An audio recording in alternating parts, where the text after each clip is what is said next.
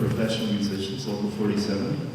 And on behalf of President Vince Trombetta, John Acosta, the Vice President, and myself, I'd like to thank you for being here. The reason we are here is to protest the recent decision by the National Academy of Recording Arts and Sciences to eliminate 31 categories from future Grammy Awards. This decision means that our many musicians will not receive the recognition they deserve, and the Academy will be ignoring the diverse cultural musical heritage across our vast nation. The Academy has a rich tradition of celebrating the achievements of musicians and the art they create. It would be a tragedy for the Grammys to become just another award show that focuses on popularity and commercialism. So with that, I'd like to turn it over to the President Vince Trombetta. Thank you.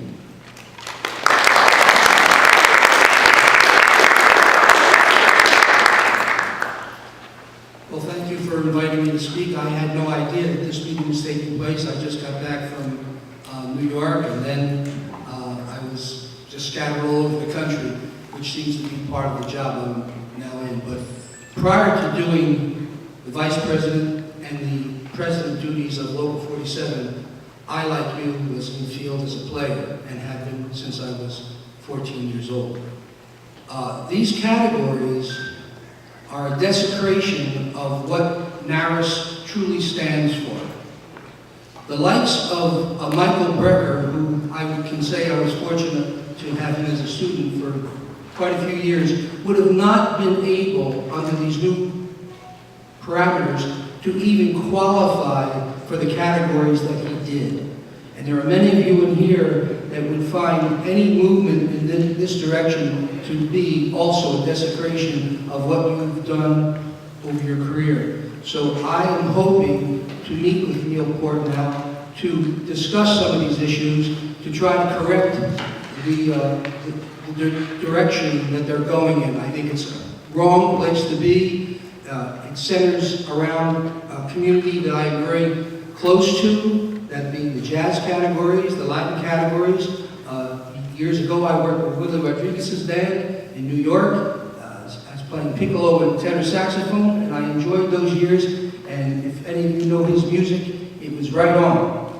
So I would like to just convey to you all that I'll do everything I can as president of Local 47 to uphold the standards. I would like to quote the great legendary jazz drummer Shelly Manne, who said, "I would rather give to the blind than the deaf." And I think some of the people that are making these changes have to open their ears and their hearts and their minds. Thank you.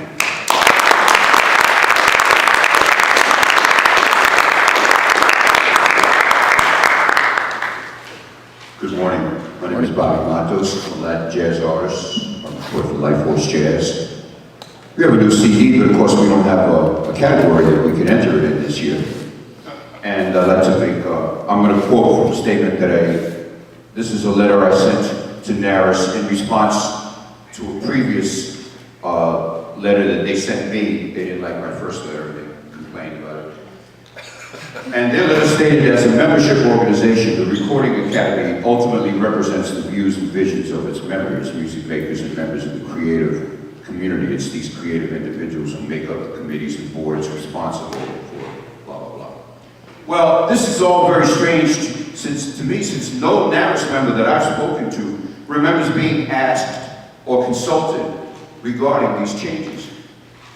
I've heard and read responses from many artist members and record company members, including Poncho Sanchez, Miles Perlin, who's here from K-Jazz, Randy Klein, president of Jazz Head Records, Bobby Sanabria, often nominated artist, educator, producer, John Santos, often nominated artist, producer, educator, owner of Machete Records, Eddie Barbetti, 8-time Grammy-winning artist, Johan Becker, president of Zoho Records, Johnny Conga, artist, educator, Pacific Northwest chapter of the Grammys Latin Rep, Duan Muhammad, artist, president of Life Force Jazz Records, Edward Resto, who's also a scholar, classical music player, Latin jazz player, world music player, and many, many other artists, some of them that are here today. We know that the corporate world puts a great deal of pressure on NARAS whenever their artists do not receive what the corporate world perceives is the right amount of attention. The decision is viewed by others, this decision, as a move to placate the majors and make them happy.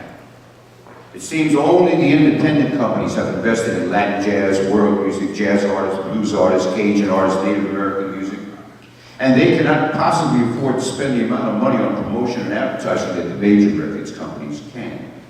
NARAS has painted itself into a corner and needs to rethink this decision. This must be obvious by the responses that you're seeing. Artistic excellence must always be the yardstick by which art is measured. Thank you.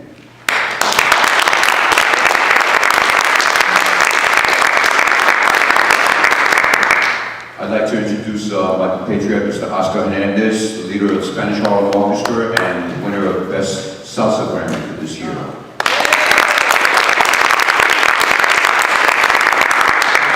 Thank you, Bobby, and thank you all for being here and supporting this important cause.